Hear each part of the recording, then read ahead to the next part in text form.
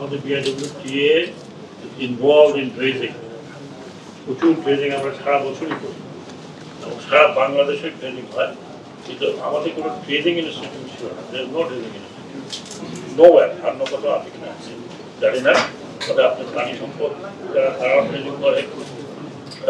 আমরা এখানে একটা অ্যাডহক ইনস্টিটিউট তৈরি করেছি, যেটা কমোডর আরিফ এবং তার যে সংগঠন বিআইডব্লিউটিএ তারা করেছে। আবার আমি কাল প্রতিদিন দেখে গেলাম, এখানে ক্লাস হচ্ছে। আমরা আরো আধুনিকায়ন করতে চাই এটাকে। সেই সুবাদে আমি এখানে আসছিলাম, আমার কয়েকটা বেশ প্রস্তাব ছিল এখানে। এই প্রস্তাবের মধ্যে আপনারা জানেন, আমি তো শুরুদিনও বলেছি যে আমরা এই আধুনিকায়ন করতে চাচ্ছি, এবং যেহেতু এটা অ্যাডপ্ট আছে, এটা আমি আমার বিআইডব্লিউটিএ চেয়ারম্যানকে বলেছি যে টিপিপি করে তাহলে তাড়াতাড়ি সম্ভব পুরো প্রজেক্টটাকে যাতে আমরা অন্তত আমরা পাস করে যেতে পারি, যদি এই সময় হয় তো ভালো। ভিগো ওয়্যার গার্ড প্রয়োজন মতো বাঁকানো যায়, অধিক চাপেও ভাঙে না। ভিগো কিছু যদি না হয় তাহলে পাস করা যায়। এখানে একটা ট্রেনিং ইনস্টিটিউট লাগবে, যেই ট্রেনিং ইনস্টিটিউট শুধু বিআইডব্লিউটি এর জন্য না, এই ট্রেনিং ইনস্টিটিউট প্রাইভেট যারা কাজ করে তারা ক্লাস পানি উন্নয়ন বোর্ডের যদি দরকার হয় তারা করতে পারবে। যে কোনো ট্রেনিং এর সাথে যারা জড়িত তাদের জন্য এটা উন্মুক্ত থাকবে, এবং এটা ইনক্লুডিং আমার মনে হয় যে যদিও তার ইনস্টিটিউট আছে, but they can also come with higher instructor from there. তো এটা একটা মাল্টিপারপাস ইনস্টিটিউট হবে এখানে, এবং এখানে কিন্তু রেসিডেন্সিয়াল অ্যাকোমোডেশন আছে, হবে, দরকার একটু বাড়াবে। এই একটা পরিকল্পনা ছিল। দ্বিতীয় পরিকল্পনা যেটা ছিল, যেটা অনেক আগে, সেটা হলো যে এখানে একটা নথিবন্দর হওয়ার কথা। সেই নথিবন্দরের পুরা ড্রয়িং ডিজাইন সব হয়ে আছে, এভরিথিং ইজ দেয়ার, এবং এটা কয়েকবার বোধহয় সরকারের কাছে প্লেস করা হয়েছিল। সেটা আমি বলেছি যে এখানে নথিবন্দর খুবই দরকার, কারণ এটা মিক্স বন্দর, এটা সামথিং লাইক পানগাঁও। এটা এইখানে মুন্সিগঞ্জ ভেরি ইম্পর্টেন্ট প্লেস, এবং এই নথিবন্দর নট অনলি মুন্সিগঞ্জকে ফিট করবে, এটা ফিট করবে ঢাকার যে সমস্ত ইন্ডাস্ট্রিয়াল এরিয়াগুলো আছে। মুন্সিগঞ্জে ইন্ডাস্ট্রিয়াল এরিয়া আছে, মুন্সিগঞ্জে কাপড় চোপড়ের মানে টেক্সটাইল খাত আছে। এই নথিবন্দরের নকশা করা আছে, সবকিছু করা আছে, এটা আমাদেরকে এখন প্লেস করতে হবে।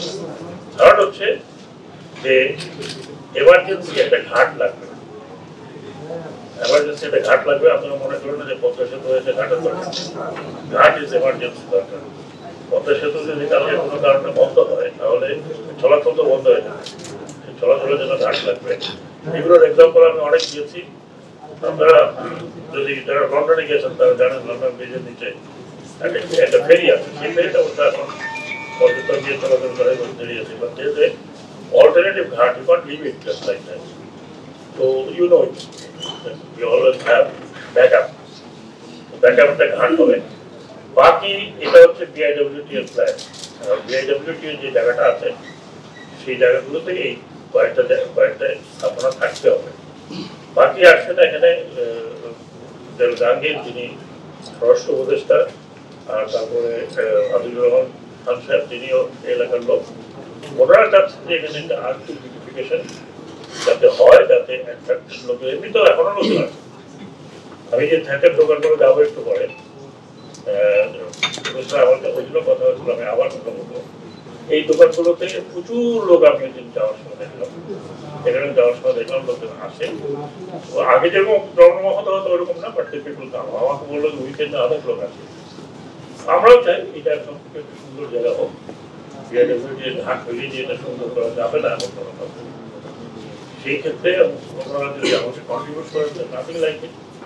এখানে প্রপোজ ছিল, বিআইডব্লিউটি এর প্রপোজ ছিল যে আমরা গ্রিন পোর্ট করবো, 7.5 একর জমি লাগবে এখানে।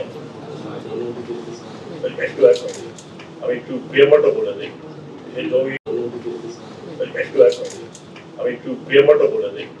জমি আপনার সাথে কথাবার্তা হয়েতে হবে, ওরা যে জায়গাটা করতে চায়। That is exactly to attract people. Green part. ওটা আমি বলছি যে ওইটা আমরা একটা কম্বাইন্ড দেখতে পারি, অথবা আমাদের যদি কোনো জায়গা আমাদের থাকে এটা আমরা শেয়ার মডেলে দিতে পারি। But depends on after all these steps, someone or quality থাকে